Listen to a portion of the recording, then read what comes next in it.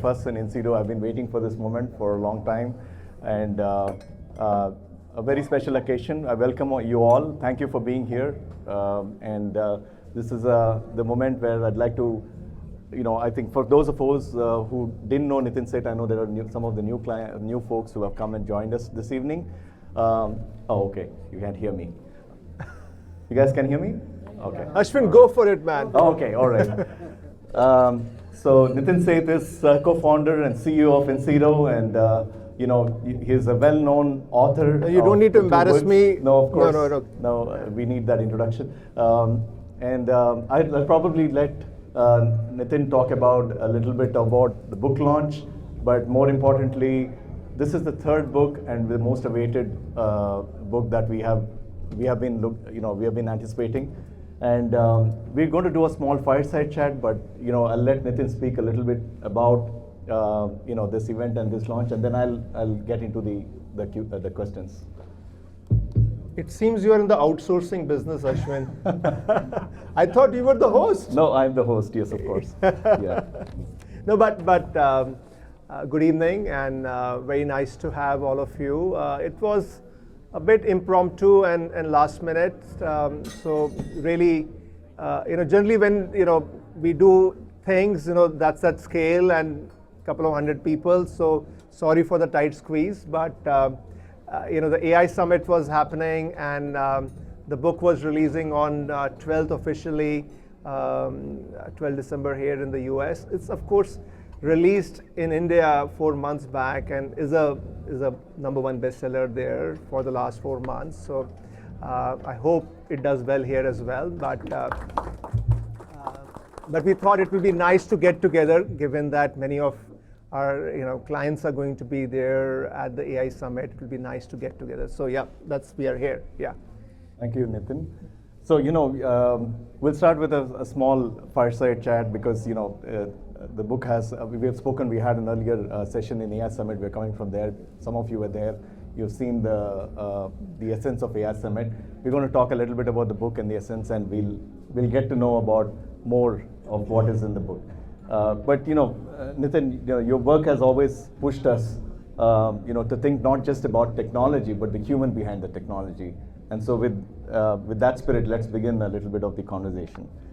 So what really inspired you, and AI is the most, I would say, talked about topic now. So and much has been said and written. So what really has inspired you to take up this third book after the data and the digital, after the digital and the data transformation books? See, after a book on digital and then one on data, it was kind of obvious that I would write a third book, and that would be on AI. AI in many ways is a natural progression, digital, data, and AI. But this book is quite different from my first 2 books. As most of you know Insido well, that look, we are a digital, data, and AI firm. So my books are I write at the intersection of business and technology. But when I began to think about AI, I realized that the question at hand was a lot more profound than just how do we get ROI from AI at scale, which is what we talked about today, all day today. So it's a big enough question, but really it's a much bigger deal for humanity. Okay, and I choose my words carefully. That what I saw as I really reflected on the topic of AI was that AI is getting, in a sense, more human than humans. In that process, interestingly, humans are becoming narrower.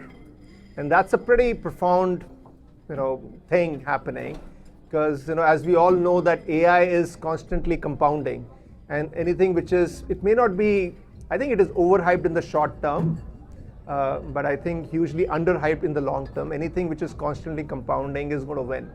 Yeah. And when I started to look at data, the numbers were really astounding. That over the next 15 years, 35 to 50% of all human jobs current jobs will be lost, not impacted. Okay, the impacted number is 90 to 98%. Okay, that's like practically every job that exists today will change in some fashion. but 35 to 50% will get lost, okay? And what was interesting to me was that the researchers across the management consulting firms, Goldman Sachs, World Economic Forum, it was a very consistent range. And I said, oh man, what could be bigger than this? If like half of humanity was to lose jobs, that's a disaster. That's an absolute disaster. But what I also then, as I reflected more, what I saw was that every industry will also get disrupted. And that's a tremendous, tremendous opportunity for entrepreneurs. And that's a little bit, what we talked about at the AI Summit today, that, you need to be AI native to succeed. This is not incremental. This is just through incremental steps, you're not likely to win. You need to be AI native. And look, I think most of us either work in a large enterprise or, but look, it's a reality that it's not very easy for large enterprises to navigate that big a change, okay? But it could also be an opportunity, yeah? So the headline for me is that the AI age is about the end of the era of jobs, but it also heralds the era of entrepreneurs. And when you reflect on that, I think it's a huge statement, because all of our education process, all of us, most of us, many of us would have kids. The way we approach parenting, almost anything, is anchored around get a good job. Yeah, and if that is to change, and it is going to be a lot more about entrepreneurship, it's not just a shift in skills, it's a very fundamental shift. So that, sorry, a long-winded answer. I write long books, as you can see. So, but that's the point. That's the point. So that's why I ended up writing a book, which is, called Human Edge in the AI Age, and it's not called ROI from AI at Scale. Which might be my next book, but anyway. Actually, I was going to ask, was there going to be a fourth? But now we know that's coming up. And in fact, on the point of entrepreneurs, I actually have an entrepreneur in my family growing up, and I can relate to what you're saying, because it's the kids who are actually playing video games, creating their own levels, and so on. So, actually, it's kind of, you argue in the book that, AI is getting remarkably good at what humans do. And can you maybe explain what that means with some of these capabilities that it will replace for human, because there is another question leading to that. See, this is a very informed audience, so I think this audience generally understands that. See, the big unlock that's happened with AI, see, even like 5 years, 10 years back, AI existed, maybe not LLMs. The damn problem was data. So it was not a question of like, what is the biggest opportunity? The question was that, do we have the data for AI to work? Yeah, and then with LLMs, OpenAI and a number of others, Google and others, really hoovered up the data of the world, and that changed a lot of things. Does anybody here read Asterix comics? Asterix. So Asterix, very fun. You should, very very nice comics. Okay, so Asterix, they have this magic potion. Okay. So Asterix has to drink the magic potion, and then he can do miraculous things. He has a friend, Obelisk. When he was born, he was thrown in the magic potion cauldron. So he is, he doesn't need to drink magic potion. So that's Gen AI, okay, in a sense. That you see what I'm talking about. So that's been a big unlock, yeah. So with Gen AI, the thing is that almost any problem out there, you have a starting point. Now, many people, I think the big mistake that is happening is that, not just like individuals, but I think corporates, enterprises, CIOs, CTOs often assume that Gen AI, AI is equal to Gen AI, which is a disastrous mistake, okay, because there are many layers to this. But anyway, so this problem identification of anything, I think, has been the very, very big unlock for AI. And then, look, if you see the problem-solving process, machines were always very good about analysis. They had a problem with the problem identification. That's what humans are good at. And with Gen AI, that's getting unlocked. The other thing which is happening, which is fascinating, are all the creative processes. My daughter is here, she's an artist. She argues about this with me every day almost. But the creative process is fascinating. You know, we thought that's a very human thing, and there are all these kind of like big statements that, you know, creation can't be bigger than the creator and all of that. But now AI is beginning to play a very significant role in the creative process. You know, you look at movie making, you know, it's playing a big role there. And then you say, okay, you know, these are all still, you know, some kind of, problem solved. This is all IQ related. Even creativity is IQ related. And then you say EQ, that is what, you know, humans are really good at. And it's fascinating that, you know, AI is being used so heavily now. There are so many experiments, so many startups, you know, around mental health. And there have been so many, you know, studies, you know, online support, you know, human versus AI. And 9 times out of 10, you know, AI is showing more empathy. Do you know why that's the case? Why is AI doing better than humans on empathy? Sorry? Companionship, I guess. Sorry? See, it's very simple. It mimics. It mimics what we do.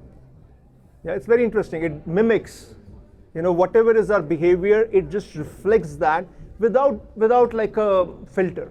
Yeah, because, you know, if I'm having a conversation and, you know, Sharon says, I'm Nitin, I'm feeling really bad, and I say, okay, you know, here we go again. No? So you see that as humans, you know, we put a filter on everything, you know, whereas the machine is you know, doesn't put a filter. But it's fascinating. It's fascinating that you know, a lot of things, you know, which we thought were like human, very intrinsically human, you know, AI is doing really well, and I think this is just a taste of things to come. Yeah, that's actually very appropriate for the next leading questions, because the human aspect also has a lot of spirituality involved in it, and you talk about that in the book a lot. So is that the differentiator and one of the human capability that we should also look at along with the things that you just described? See, I don't know if I would call spirituality a capability. I think that's kind of destroying the essence of what spirituality is. Right. So, look, see, my core thesis is that really for us in the AI age, you know, it's not like a race with AI. If it's a race, we'll never win it. Okay, it's kind of being more human. Okay, is to double down on what always makes us human. And my thesis is that as humans, you know, we are, you know, spirituality is an aspect of who we are. You know, it's not about religion. Religion can have many different, you know, has many boundaries around it, but spirituality is a process of going inside ourselves. And in a world full of noise, it's a very, very noisy world, and with the digital and then AI, it's become even more noisy, more signals. You know, how do you get clarity? How do you unlock creativity? You don't do it from outside, you do it from inside. And to me, spirituality is very simply that process of how you go inside yourself. And that's why I believe, you know, we have to rediscover that. You know, we have to live that. You know, we have almost kind of put it in a box, or, you know, it's kind of somehow some strange box. Okay, some strange box. Or, you know, I practice meditation or mindfulness, and that's, you know, no, it's something a lot more fundamental. And you know, and look, I think there are a lot of topics, you know, which need debate. You know, I don't intend, or I can't pretend that this book is like a final word on a very complex and profound question. That, you know, what is going to be the human edge in the AI age? You know, my purpose of writing the book and what I have proposed is that, look, this discussion is very important. And I've made it very clear that what I'm putting is just based on my experiences. You know, all of us are a function of our you know, what we go through in life, isn't it? So that's what it is, you know. But I think a lot more of this discussion, this conversation is needed. Absolutely. In fact, I was, you know, with respect to the human aspects, you had a topic on the connection with the ancient Indian philosophy and how it relates to Aham and a few of those aspects. That's where I was leading to. So certainly. And now maybe we can talk a little bit about. Maybe we can open it to the actually audience we as should, well. Yes, yeah, we should open it to the audience. Any questions for? Or maybe you can just ask your final. You're prepared so well. No, I did, of course, yeah. Yes. Yeah, Bob, go for it. So I think the human aspect is really, especially as we look at preparing the next generation of entrepreneurs as you work. So how do we teach the next generation the importance of critical thinking? Because that's the human in the loop piece that, or it still needs to happen. But the next generation that may be taking shortcuts with Gen AI, term papers, or whatever else, may be missing that. So how do we instill the right values and prepare the next generation of future entrepreneurs for the next generation? I don't know if you've thought about that. Yeah, no, it's a question. Look, I have done, over the last 4 months, I've done probably 30 talks. So I think this is a question which has come every time, especially when there are anybody above the age of 30, this question comes. But interestingly, it never comes from those below the age of 20. You see the point I'm trying to make, So look, I think it's a let's see how it plays out, okay?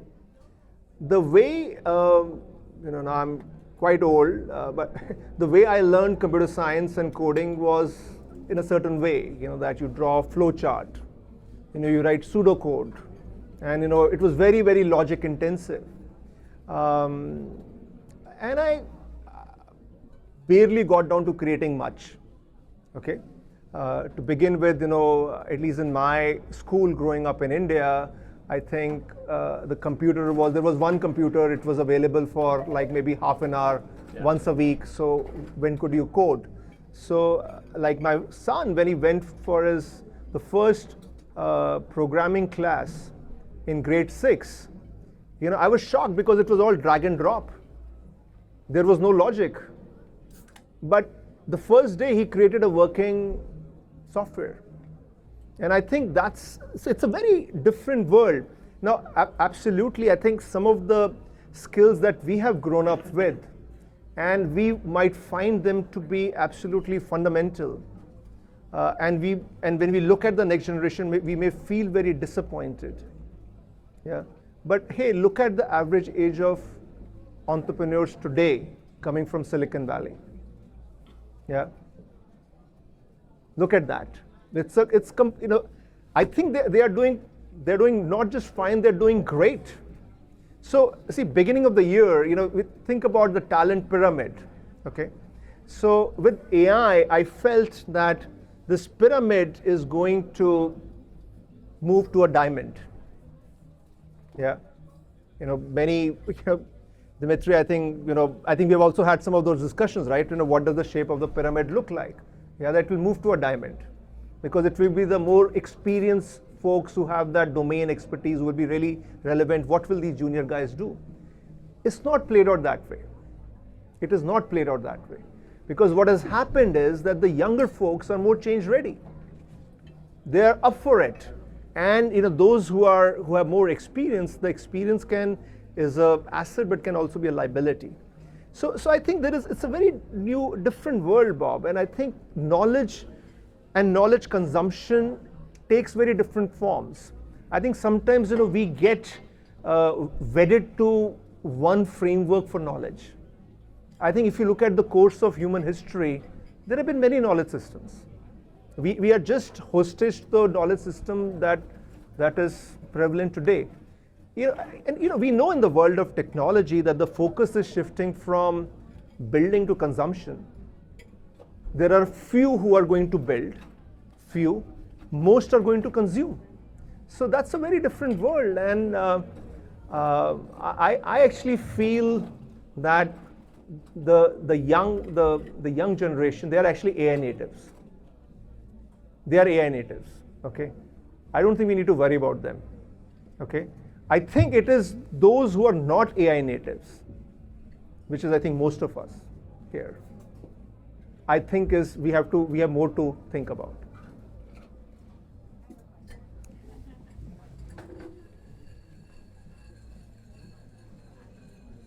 Okay, so my question is, what do you think happens to the economy when like 90% of people lose their jobs and we're, very much a consumer-driven economy? So if there is unemployment, do you feel like entrepreneurship can really fill that gap, or what needs to be done more at a systemic level to ensure that our society continues to prosper? See, first, it's not 90% people lose their jobs. It's only 50%. But look, look. Sorry, I was being facetious. Like, it's a big enough number. I get your point, and I've looked at the maths in many ways. I think unleashing a tsunami of entrepreneurship, and I think changing this whole thought process that entrepreneurship is for few, I think we have to really go after that. So now, if you think about it, like take a bigger picture of human evolution, this whole business of jobs and our fixation on it is really about the last couple of centuries. It's a post-industrial revolution phenomena.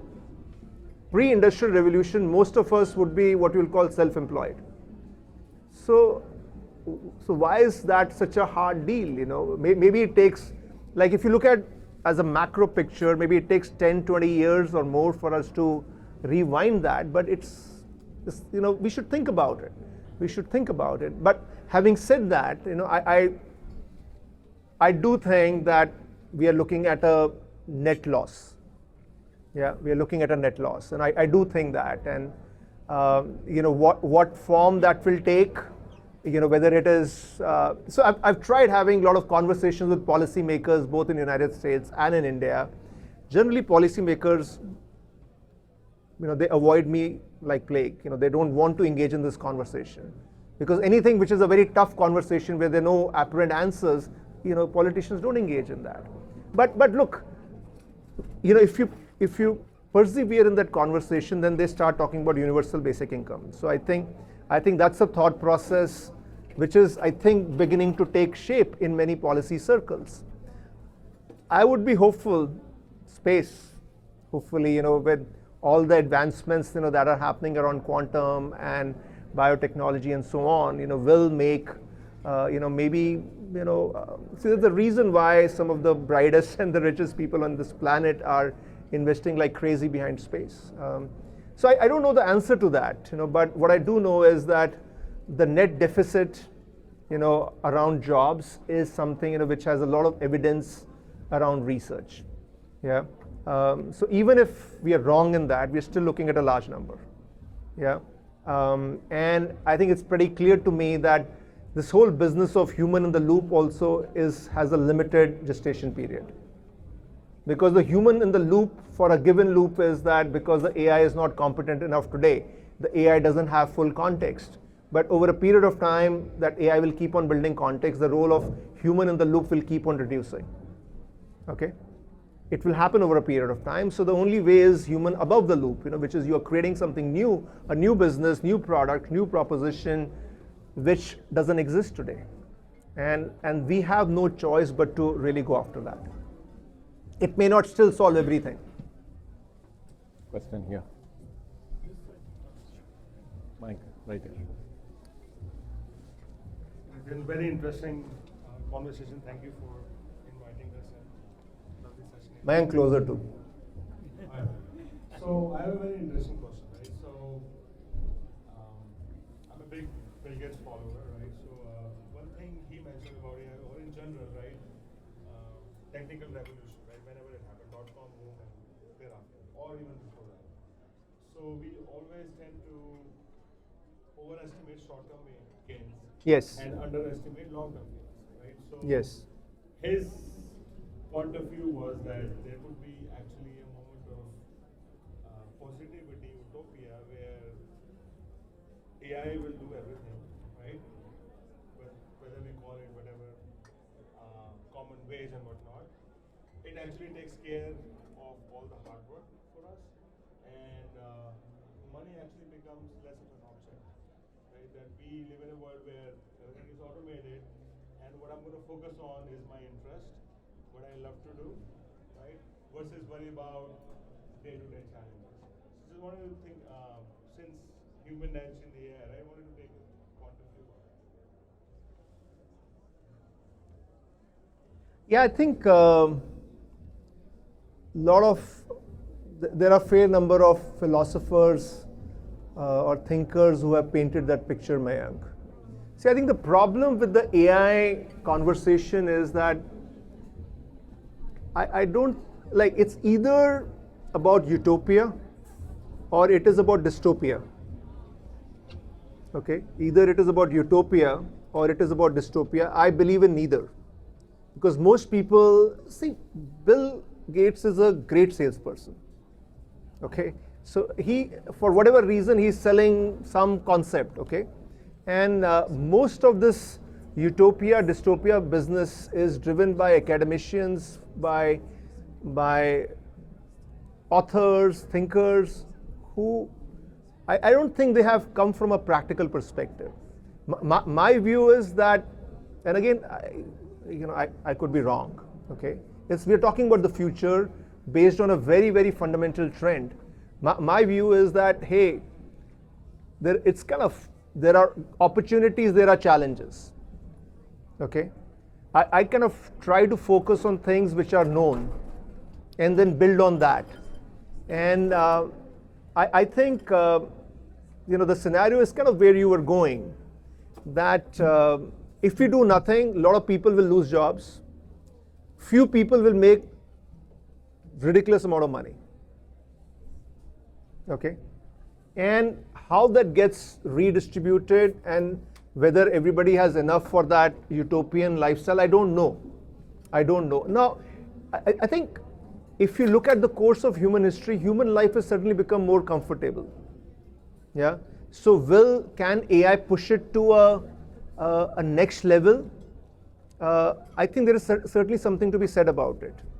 But I think our existence as vegetables, see, strife and wars happen when there is nothing to do, when there is boredom. Okay, so if that's what we are getting to, I think that's not, I see many issues with that. Yeah, so at least my view is that the reality is neither utopia, neither dystopia, and the conversations around both actually prevent us from taking practical and significant actions that we need to take. Because we keep on having these conversations around singularity and AGI, and I think this is, guys, that's maybe far away. And what will that serve? Okay, there are there are knowns, and those knowns are so significant, and there are significant changes that need to happen at a policy level, at a education level, in our own conduct as parents and so on. Then let's focus on that. Because when we paint the picture as either too rosy or too, there is no future, then we don't take action. And I think what is critical is what are the triggers to action? What are actions that we need to take individually and collectively? Well, thank you. But I think with that comment, right, I think the tech and with that comment, right, I think is ever more essential that tech and the policy makers, they work hand in hand. Absolutely. If there is disruption, there is impact, there is how do you brace for that impact? Yeah. Michael, you had a question? Thanks and congratulations on the book. It's wonderful. So I read in your last book, we talked about the growth of data and how quickly it's growing. So I'm going to ask you a little bit of a banking question, because I'm a banker. With the demand for energy to power these data centers, and it's growing so quickly, do you believe that the folks that are investing now for the data centers are going to be the ones that survive, or they get to scale quicker, or or is this really a little bit of a bubble that we're potentially sitting in right now?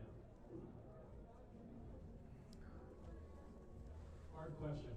No, it's see, I'm thinking, Michael, because it actually, this whole thing about energy and data centers actually points to a big problem with AI, and especially our approach to AI in America, which we are not discussing enough. That the way we have built AI in America is extraordinarily compute intensive, and therefore it is very energy intensive, and it's very, as AI gets to scale, I think it will blow up the cost like crazy, which we haven't fully understood yet. Yeah, and it gets back to this whole thing about AGI, because the way we are building the foundational models is finally for them to reach AGI. As a result, the models are extraordinarily powerful, vast, and not fit for purpose. Because you have like a massive howitzer gun to shoot peas. Yeah. So, and I think that's the fundamental issue that is happening. And I think come 6, 12, 18 months, I think it is going to blow up. As today, not many enterprises have gone to scale with AI. The moment you go to scale, I think the cost explosion will start to become more apparent. So if you look at all the demand for data centers, we don't have enough land on earth to build those data centers. So there are all, again, my son was in first year of engineering college. So the first project that he worked on was business plan for data centers in space. Okay, that, and it's kind of not a one-off. Okay, there's a lot around that, so which kind of tells you how ridiculous this whole thing is becoming. So yeah, look, as things stand, the demand for data centers will explode. There is no doubt about it. You do the maths is very clear about it. But I think what we are seeing with the Chinese approach to AI seems a more calibrated approach. Seems a more application specific, application centric approach than an intelligence centric approach. Yeah. Let's see, but we don't know it fully yet. So let's see what plays out. But I have that's one of my serious concerns. With the way we are building and using AI, and the way, see, today problem solving has become equal to AI, and AI has become equal to Gen AI, which I think is a very it's a stretch. Okay. So again, my view is that the approach we are taking to building AI, I think we need to recalibrate it. I think it is too much.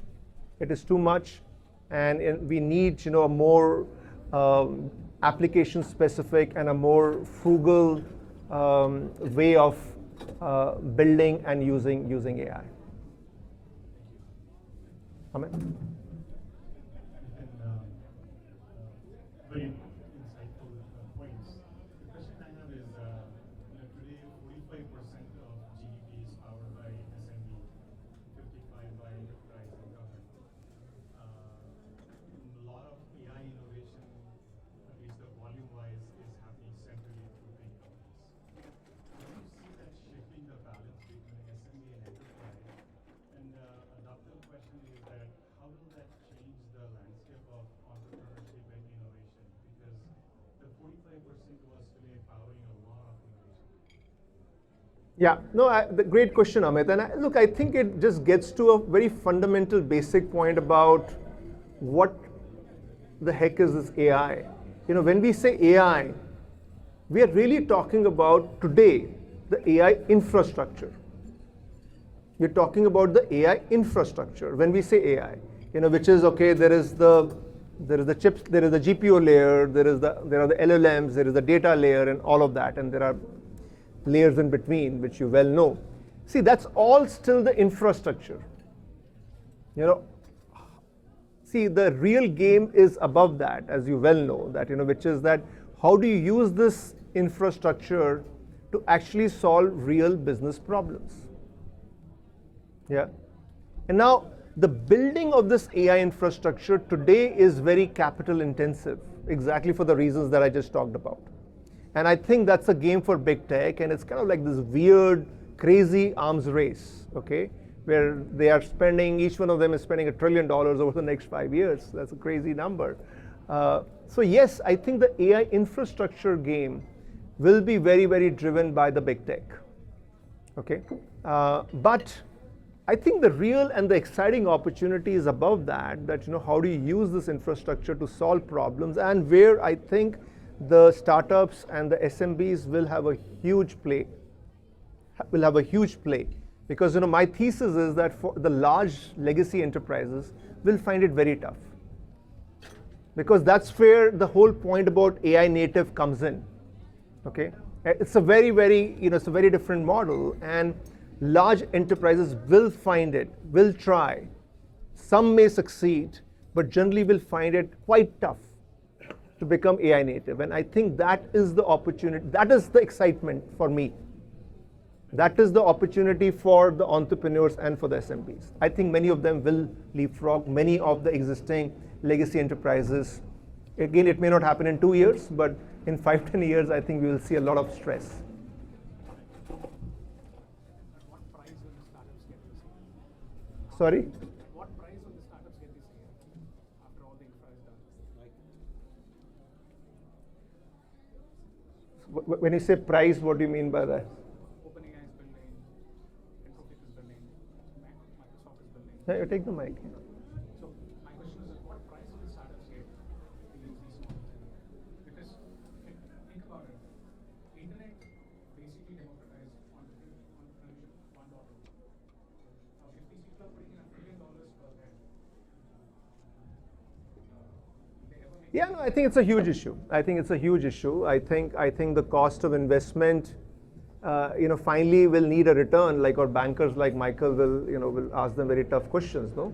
I think the cost of technology, I think to me is a huge concern, and is probably one of the biggest barriers for innovation. Now, in a country like United States, which is awash with capital, it's kind of like a circle. I don't know if it's a virtuous cycle or a vicious cycle. That, like, startups get, so I was at AWS reInvent last week. Like, we paid like $200,000 for like a cubicle, okay?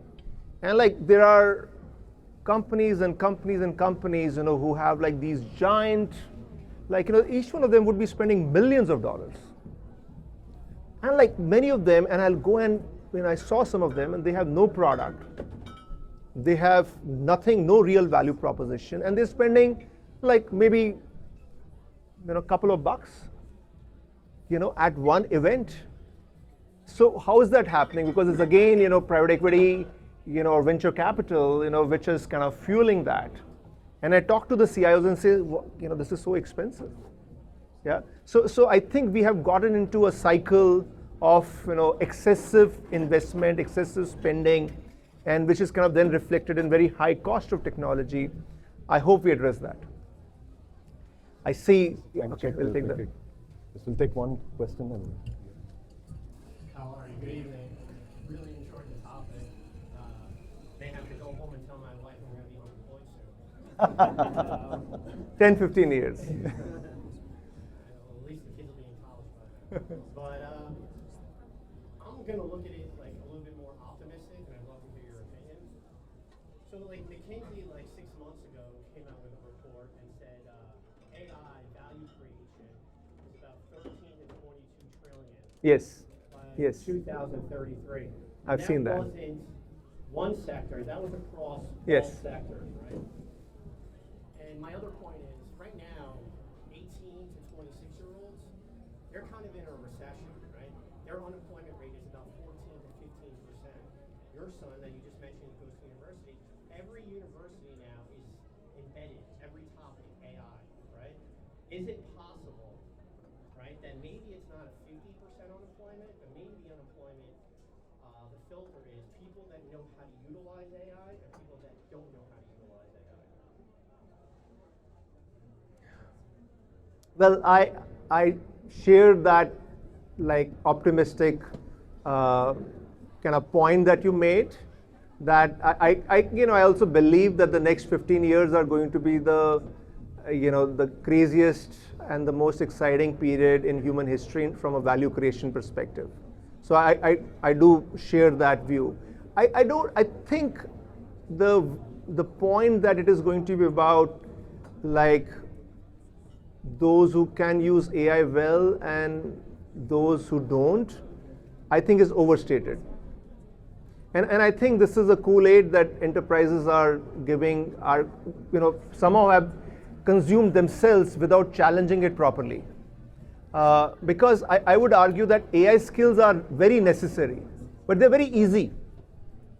Like, does it take like you to be a genius to learn Copilot? It's like 2 hours, no? So when I say it happens in my company as well. That we have X hundred people or 1,000 people who are Copilot certified, and I say, look, okay, what exactly did we spend money on? Like, this is such an obvious thing. So of course, I think this is the basic, the ability to use AI tools, I think will be very necessary, but it is not going to be sufficient. It is not going to be sufficient. Okay, so I think so I see skills in like 3 layers, so 3 levels of increasingly higher impact. So I think the lowest end of the food chain are AI tool skills. I think they are necessary, but you will likely get only very limited, because everybody will know how to use ChatGPT. Yeah. So now on top of that, I think will be the domain skills. Because in the medium term, the gap between AI performance, which is pretty poor right now, and where you want to be is context. And context is driven by domain knowledge.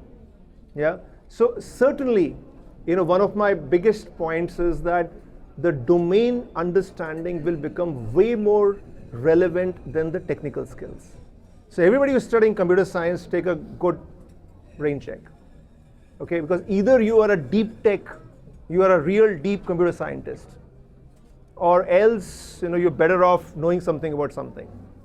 Yeah. So that's the second level, which is the not technical but the domain skills. That bridges the context gap, and I think the highest is entrepreneurial skills and mindsets, because which takes you to human above the loop.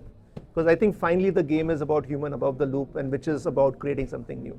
So at least that's how I see it. I kind of share the optimism, but what will drive that, and I think this is a topic around skills, where I think a lot of awareness is needed. Because there is some, I think, mistaken notion that I've learned how to use Copilot and my job is safe. I don't think so. So Anand, I know that we're running over time. Do we have maybe one more question, if you don't mind?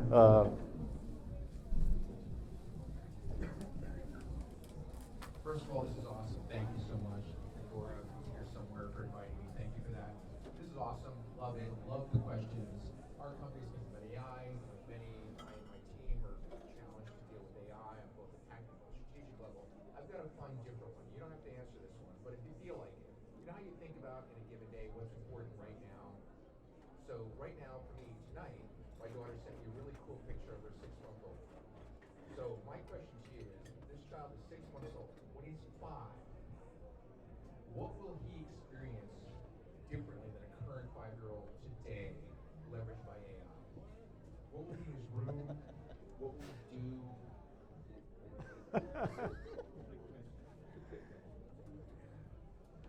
I think, I don't know about 5 years, but I think between somewhere now to 10 years, outer 10 years, I think we are going to get to hyper-personalization, where a lot of the experiences that we have are connected. So, I'm seeing a Netflix movie, the movie, from that there is a natural trigger onto whether it is Amazon or whatever. So the lot of experiences are going to get connected, yeah, which is kind of which will probably lead to that scenario that Mayank was talking about, that life is kind of very easy. I think over maybe sometime 10 years, I think the robots are going to, the price capability equation on robots are going to change. And robots as a household assistant, I think is going to become a lot more of a reality. And I think there is going to be, I think within 10 years we will begin to see a humanoid revolution. There will likely be more robots than humans at some point. And certainly in growing up, like today for a 5-year-old, probably the iPad is a very, is such a companion, okay? Most likely at some point, 10 years maybe, I think it will be a robot. Cool. I want a robot. So Nitin, thank you for the powerful and engaging conversation. I think you did the right thing by having the attendees ask the question rather than my boring questions. So, but your trifecta, digital data and human AI age is now a playbook for how to navigate the future. Thank you for the wonderful book launch. I think we should, with a round of applause. Thank you. I think there are enough copies of the book, so please carry one or more. Thank you. Thank you Please so enjoy. much. Please enjoy.